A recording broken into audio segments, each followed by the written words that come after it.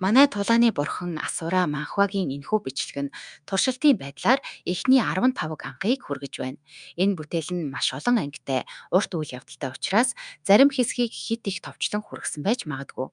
Гэхдээ хэрвээ та бүхэн биднийг дэмжиж дараагийн ангиудыг үзхийг хүсвэл бид цаашдаа илүү сайжруулсан дуу дүрсний чанартай, илүү ойлгомжтой, дэлгэрэнгүй байдлаар үргэлжлүүлэн хүргэх болно. Ингээд бичлэгээ хамтдаа үздэцгээе. Асура нутагт үмэн дэгдэж байлаа. Ийм бузар зүйлсээс болж улс сүрнэ гэж зарлиг бууж тэр шүн төрсөн бүх няраг эзэн хааны хот руу авчрах тушаалаг өгдөв. Цэргүүд шууд хөдөлж хүмүүс айж сандарч байлаа. Нэг ээж уйлан миний хүүг явуулахгүй гэж гуйхад цэргүүд хүчээр авч явна. Тэр үед хаалга тогшин яаралтай онгойлго гэж хашгирна. Дотор байсан хүн хаалга онгойлгоход чүүфэн гарч ирэв. Нөгөө хүн гайхан "Аха, та яагаад ийм байдалтай байгаа юм?" гэж асуув. Чүүфэн ингээд зураглал солигдлоо. Асура нутаг хിവэрэ байлаа. Юу ч өөрчлөгдөөгүй мэт тэр үед хүмүүс шуугалдан Асура Даргоны эсэлд дууссан гэж ярилцаж байв. Чүүфэн яран "Өнөөдөр сүүлийн өдөр биз дээ. Бид амжих ёстой" гэж хэлэхэд хаалган дээр байсан шавь толгоос ихсрэн хориотсон байна. Сургууль хаагдсан маргааш ир гэж хэлв. Маргааш гэж юу? Өнөөдөр сүүлийн өдөр шүү дээ гэж хэлэхэд нөгөө шавь тайвнаар "Би гадаад танхимын шавь дүрм өөрчилж чадахгүй" гэж хэлв. Тэр үед нэг хүн "Төхөж ирээд хэн нэг нь чамд төвөг утаж байна уу?" гэж асуув. Бүгд эргэж харахад дотоод танхимын шавь "Чүү юу гарч ирсэн байлаа."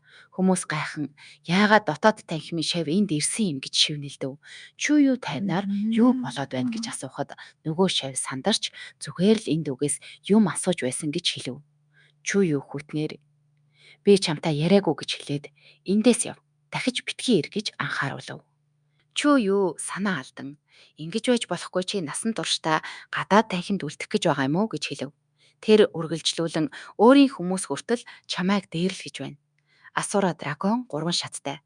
Гадаад танхим, дотоод танхим, үндсэн танхим" гэж тайлбарлав. Тэр тайвнаар "Гадаад танхим хамгийн сул нь удалгүй 5 жил болно. Тэгвэл хүмүүс чамайг илүү их шоолно" гэж хэлв. Тэгээд Чүү Фэн рүү харж "Чи дотоод танхимд орох чадвартай юу? Эсвэл одоо хүртэл спиритийн 3 дугаар төвшөнд хүрээгүй байгаа юм уу?" гэж асуув. Чүү Фэн тайвнаар "Би Чүү овгийн 2 дахь хүү. Надаас илүү хэрэгтэй хүн олон бий. Овг доторх нөөц хуваарлахад би үргэлж арагш тавигддаг" гэж хэлв.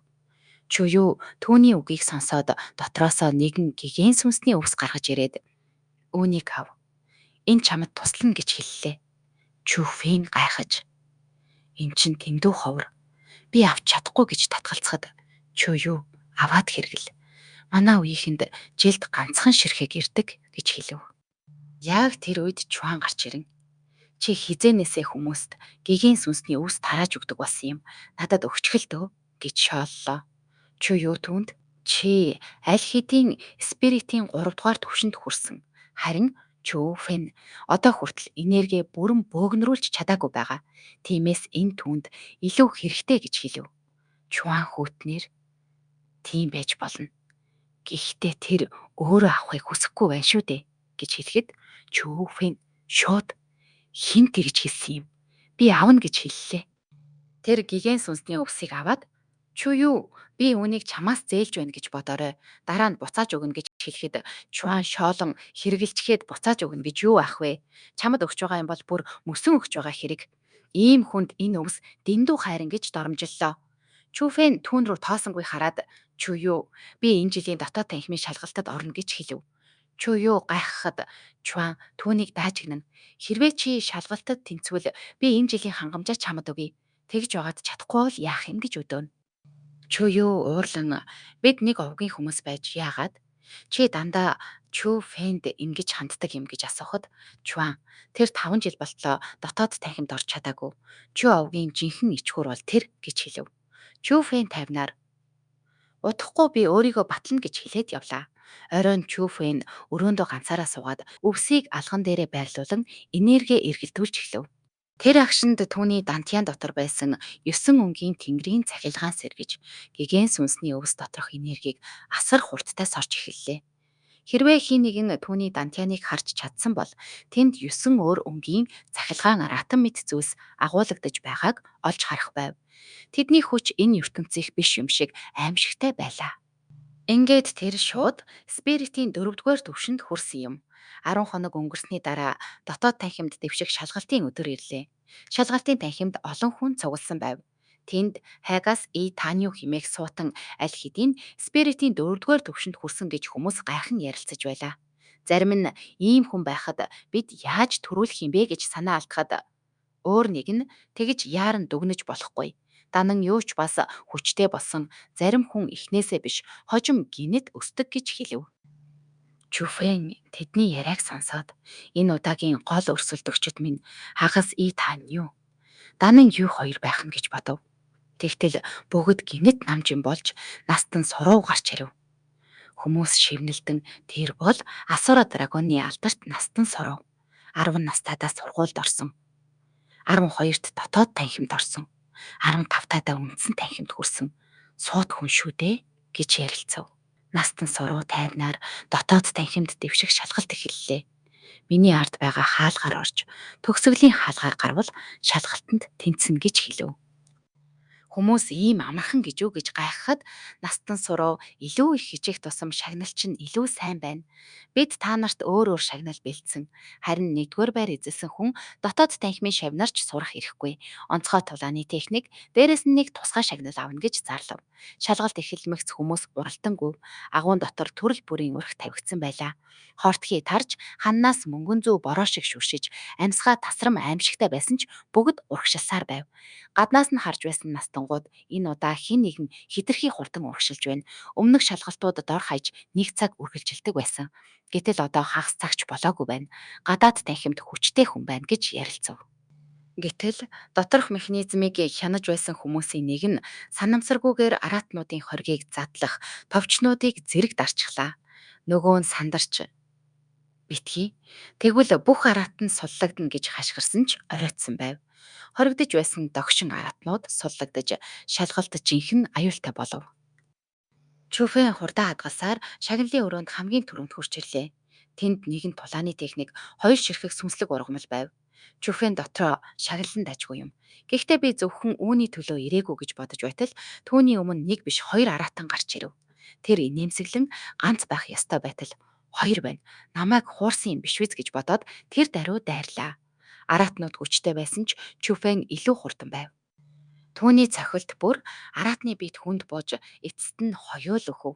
Гадаа байсан настангууд энд үрсийг хараад цочирдов. Тэд спиритийн 4-р төвшний хүмүүс хүртэл энэ хоёртой ноцтолдоход амаргүй байдаг. Тэгэхээр энэ жил хүчээ санаатай нуусан хүн байна. Тэр хэн болохыг ол гэж тушаалаа. Гэвч олон 10,000 шавийн дундаас тэр хүнийг таних боломжгүй байв.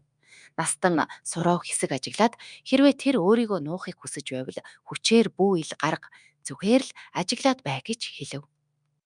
Хожим данан юу шагналын өрөөнд ирэхэд тавцсан хоосон араатнууд өгсөн хагас Танюч ирж энэ бүгдийг хараад цочирдов.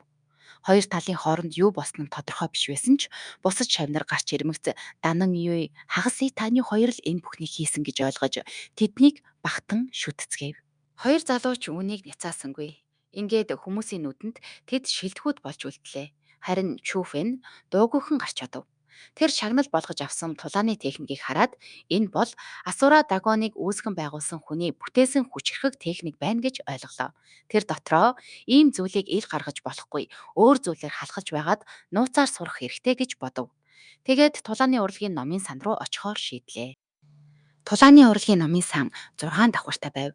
1-р давхарт 1-р зэрэглэлийн тулааны техник, 2-р давхарт 2-р зэрэглэлийн техник, 3-р давхарт 3-р зэрэглэлийн техник, харин үлдсэн давхрууд нь бясалгалын зориулалттай байлаа. Чүфэн дотроо би дотоод танхимд орсон бол хамгийн сайн техникийг сурах ёстой гэж бодон дээш гарлаа. Тэнд настан ян түүнийг зогсоож чи дөнгөж дотоод танхимд орсон байж хит яарах хэрэггүй. Эхлээд энгийн техникаар биеэ бэлтэг гэж хэлв. Чүфэн хүндэтгэлтэйгээр анхааруулсанд баярлаа. Гэхдээ би өөрийн гэсэн төлөвлөгөөтэй гэж хэлээд элбийн алга химээх техникийг авлаа. Удалгүй данан юуч мөн тэнд харагдахад хүмүүс шивнэлдэн Өчигдөр тэд үнэндээ жинхэнэ нэгдүгээр байранд ороогүй гэж яриад байсан. Данан юу? Яагаад энд байгаа юм бол гэж ярилцав. Чүфэн энэ бүхэнд ач холбогдол өгөлгүй нууцаар бясалгаж эхлэв. 10 хоногийн дараа тэр элбийн алгыг халахвч болгож нууцаар 3 аянгийн хэв маягийг давтаж байхад түүнийг ажиглаж байсан настангууд цочирдов. Нэг нь эн чинь 3 аянгийн хэв маяг байна. Хурдан босод настанг дуудаач гэж хашгирав. Тэд Чүфэн байж магадгүй гэж сэжиглэж эхэлсэн ч хинч бүрэн итгэхгүй байлаа. Чүфэн энэ үед спиритийн 4-р төвшөнд хүрсний дараа өөрт нь илүү их сүнслэг ургамал хэрэгтэй болж байгааг ойлголоо. Нэг гигэн сүнсний өвс хангалтгүй байв. Тэр чуюуд үлдсэн зүйлсээ өгөх тухай бодож яваад нэгэн маргаантай тааралдав. Тэнд зарим хүмүүс нэгдлийн нэр барин бусдыг дарамталж байсан бөгөөд нэг залуу тэдэнд том нэгдлийн хүн байж ийм бузар арга хэрэглээд ичихгүй байна уу гэж зэмлэж байв.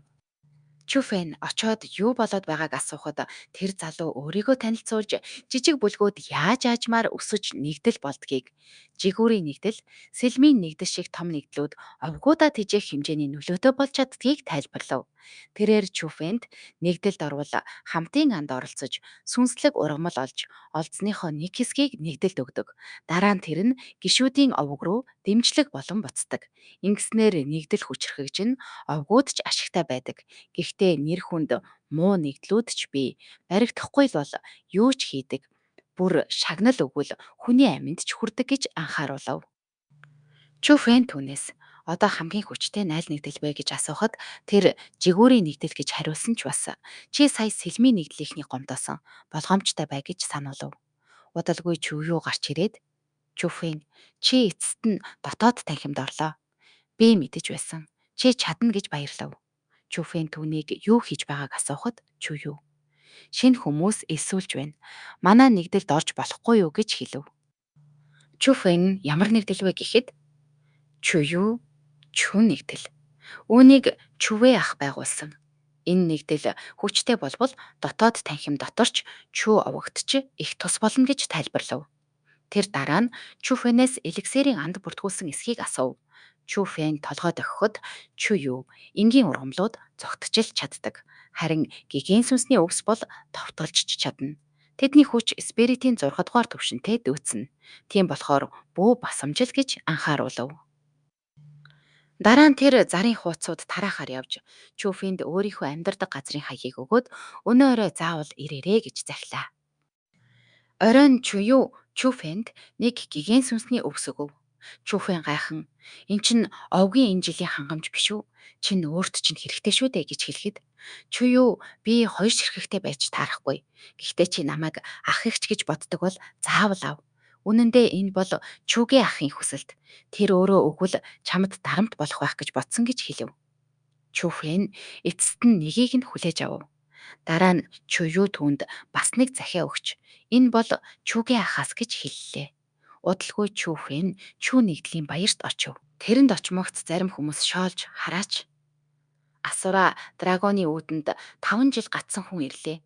Чи яаж манай баярт ирж зүрхэлж байна гэж доромжиллоо. Чүфэн тайвнаар танаа баярт сонирхолгүй. Би зүгээр л бооцооны зүйлээ авахар ирсэн гэж хэлв. Тэд гайхан ямар бооцоо гэхэд Чүфэн гигэн сүнсний өвс гэж хариулв. Тэд түүнийг шууд худалч гэж дайрч ийм үнэтэй зүйлийг бооцоонд тавина гэж юу ах вэ? Нотолгоо гаргах гэж шаардлаа. Тэгэхэд чүлий гарч ирээд тэр үед Чуам ах өөрөө намайг гэрч болоод өг гэж хүссэн. Би ийм зүйл дээр худлаа хэлэхгүй гэж хэлв. Чүү Чэнт үүнрөө дайран. Яагаад энэ гадны хүнийг хамгаалаад байгаа юм? Ийм өнчин хүн Чүү овогт орсон нь өөрөө өрөвдөлтөй хэрэг гэж хэллээ. Чүли төвчээр алдан ах Фэн бол манай Чүү овгийн хүн гэж ширүүн хэлв. Гэвч нөгөө талынхан Чүү Фэнг үнчин ичгүүр хог шаар гэж доромжилсоор байв. Тэгээд өвдөг сүгдэн өөрийгөө хог шаар гэж хэлбэл гигэн сүнсний өвсийг өрөвдөөд өгье гэж гутаан доромжиллоо. Эцэст нь чүвээ гарч ирээд хоёулаа дуэл хий. Хин ялна. Тэр гигэн сүнсний өвсийг ав гэж залав. Чүё эсэргүүцэн энэ шудраг биш. Ах Фэн чин саяхан л дотоод танхимын шалгалтаа давсан шүү дээ гэж хэлсэн ч түүнийг энэ бол эрчүүдийн асуудал гэж тасалдуулжээ. Тулаан эхлэмэгц Чүү Жэн Чүү Фэн рүү дайрав. Чүүфийн тайвнаар түүний давталгааг хүлээж аваад хитгэн хөдөлгөөнөөр газар унгав. Бүгд цочирдож "Чөө юу хүртэл чи аль хэдийн ийм хүчтэй болсон юм уу? Тийм болохоор л надаас тусламж хэрэггүй байсан юм байна" гэж хэлв. Чүүф нэмсэглээд "Намайг өмөрч ирсэнд уучлаарай" гэж хэлэхэд "Чүү юу? Зүгээрээ. Энэ нь тэдэнд ч сургамж боллоо. Дахиж чамайг дээрлэхгүй" гэж хариулав. Тэр дараа нь "Маргааш анд явна шүү дээ. Айгаад байна уу" гэхэд Чүүфийн тайвнаар "Зүгээрээ. Би өөрөө зохицуулна. Маргааш хамт явъя" гэж хэлв. "Чүү юу, баярлаа. Тэгвэл маргааш уулзъя" гэж хэлээд явлаа. Чуюуг явсны дараа тэнд байсан хүмүүсийн нэг нь "Чую Чүфэнд арай дэндүү их тал засч байгаа юм биш үү" гэж хэлв. Нөгөө нь "Тэр зүгээр шударга байсан. Буруутай нь Чуан өөрөө шүү дээ" гэж хариулав. Тэгээд бас "Ер нь Чүфэн Чү нэгдэлд орж болохгүй юм уу" гэж асуухад нөгөө тал нь "Энэ тухай дараа ярий" гэж хэллээ. Хэсэг хугацааны дараа хүмүүс энэ жилийн 1-р байрны талаар ярилцаж эхлэв. Нэг нь ихчээ. "Энэ жилийн 1-р байрыг Чүфэн авсан юм биш биз? Би сонсохдоо 1-р байр авсан хүн 2 араатныг ганцаараа алсан гэсэн.